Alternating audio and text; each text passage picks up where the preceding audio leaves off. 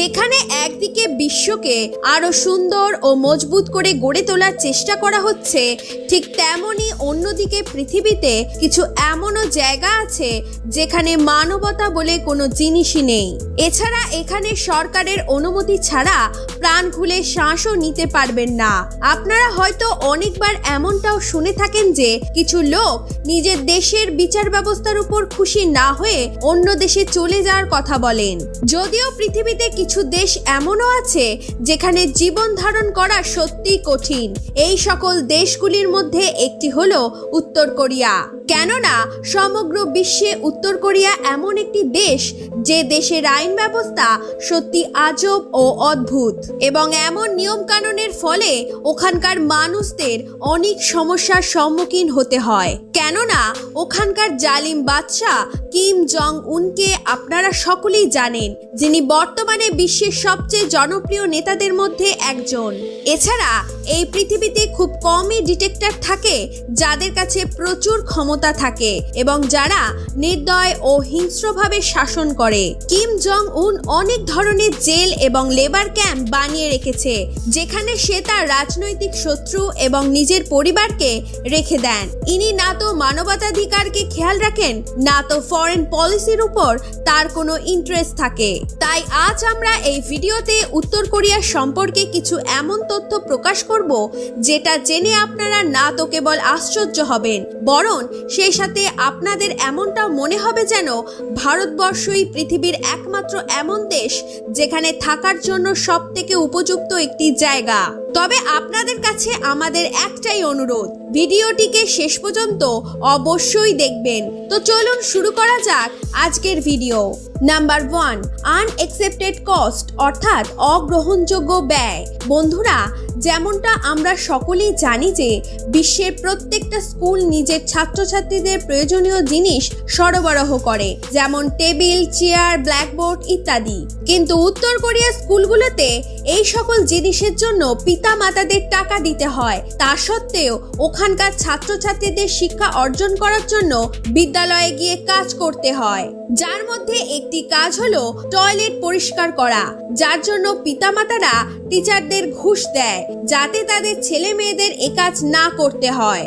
Number 2, VIP city. ইয়াংয়াং শহর হলো উত্তর কোরিয়ার রাজধানী। এখানকার জনসংখ্যা কমপক্ষে প্রায় 30 লক্ষ, যা দিল্লি শহরের মতো নয়, যেখানে দিল্লি শহর বিশ্বের সকল মানুষকে মন খুলে আপন করে নেয়। কিন্তু এর ঠিক উল্টোটাই, অর্থাৎ নর্থ কোরিয়ার ইয়াংয়াং শহর কেবলমাত্র হাই ক্লাস এবং হাই র্যাঙ্কিং মিলিটারি অফিসারদের গ্রহণ করে। অর্থাৎ এই শহরে কেবল ভিআইপি এবং মিলিটারি অফিসাররাই থাকতে পারবে। এই শহরের চারপাশে মিলিটারি গার্ডরা ঘুরে বেড়ায়, যারা গরিব এবং নিম্ন শ্রেণীর মানুষদের এই শহরে থাকতে দেয় না। উত্তর কোরিয়ার অন্যান্য শহরের তুলনায় আপনি এই শহরে অত্যন্ত আরামে থাকতে পারবেন। এছাড়াও দেশের অন্যান্য শহরে যেখানে মাত্র কিছু ঘন্টা বিদ্যুৎ থাকে, সেখানে ইয়াংয়াং শহরে 24 ঘন্টায় বিদ্যুৎ উপলব্ধ থাকে। শুধু তাই নয়, এই শহরে পার্ক, ভালো রাস্তা, ভালো স্কুল সবকিছুই মজুদ আছে। সেই সাথে এই শহরকে উত্তর কোরিয়ার বাকি শহরের তুলনায় সম্পূর্ণ আলাদা গুরুত্ব দেয়। নাম্বার 3, ডিফারেন্ট ইয়ার। বন্ধুরা, নর্থ কোরিয়া একটি আজব এবং অদ্ভুত দেশ, কেননা সেখানে ক্যালেন্ডারকে সম্পূর্ণভাবে ব্যবহার করা হয় না। ওখানে তাদের নিজস্ব ক্যালেন্ডার আছে, যাকে জোশিয়া ক্যালেন্ডার বলা হয়। যে ক্যালেন্ডার শুরু হয় ওখানকার প্রথম বাচ্চার ডেট অফ বার্থের তারিখ থেকে। তারা মনে করেন যে যখন সে জন্মগ্রহণ করেছিল তখন থেকে নর্থ কোরিয়া এবং পৃথিবীরও জন্ম হয়েছিল।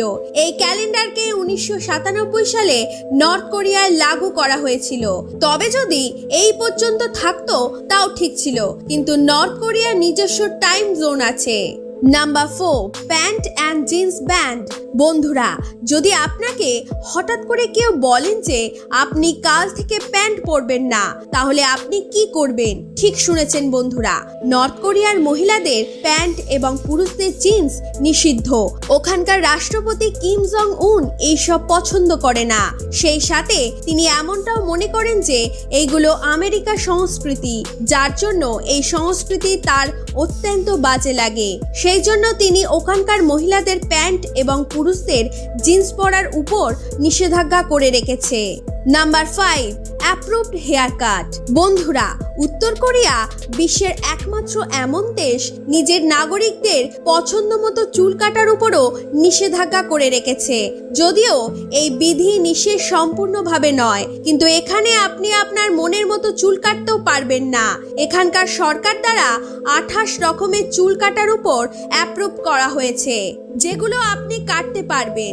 যদিও মহিলাদের জন্য অনেক রকম হেয়ারস্টাইল আছে, কিন্তু বিবাহিত মহিলারা কেবল ছোট চুলই রাখতে পারবেন এবং যাদের বিবাহ হয়নি তারা লম্বা চুল রাখতে পারবে, তাও আবার 28 রকম হেয়ারস্টাইলের মধ্যে একটি। ঠিক এমনই পুরুষরা নিজেদের চুলকে বেশি লম্বা এবং 2 সেন্টিমিটার থেকে কম ছোট রাখতে পারবেন না। তবে এটা আলাদা ব্যাপার যে ওখানকার রাষ্ট্রপতি কিম জং উনের ক্ষেত্রে এই নিয়ম প্রযোজ্য নয়, কেননা তিনি ওখানকার রাষ্ট্রপতি। Number 6, limited channels and internet. বন্ধুরা, যদি আপনারা এখন ইউটিউবে এখন এই ভিডিওটি দেখেন অথবা অন্য কিছু দেখেন, তাহলে আপনি ভীষণ লাকি, কেননা উত্তর কোরিয়ায় ইউটিউব এবং ফেসবুক বলে কোনো জিনিসই নেই।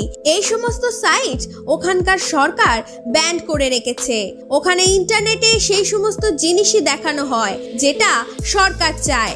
শুধু তাই নয়, সকল মিডিয়া এবং সংবাদ মাধ্যম থেকে শুরু করে টিভি ও রেডিও পর্যন্ত সমস্ত কিছুই সরকারের নিয়ন্ত্রণে থাকে। ওখানকার সংবাদ মাধ্যম সরকারের বিরুদ্ধে কিছু বলতেই পারবে না, কেননা ওখানে তাদের এই স্বাধীনতা দেয়া হয়নি। যেমন অন্যান্য দেশের সংবাদ মাধ্যমরা যখন ইচ্ছা তখন সরকারের বিরুদ্ধে বলতে শুরু করে দেয়, ওখানে মিডিয়াদের নির্দেশ দেয়া হয় যে তারা যেন শুধু নর্থ কোরিয়ার প্রশংসা করে এবং ওখানকার লিডার কিম জং উনকে মহান বলে, এবং তারা ঠিক তেমনটাই করে। উত্তর কোরিয়ার প্রসারিত সমস্ত টিভি চ্যানেলকে প্রথমে সরকারের দ্বারা চেক করে নেওয়া হয়, যার জন্য ওখানে একটি আলাদা দপ্তরও আছে। তো বন্ধুরা, আজকের মতো এই পর্যন্তই।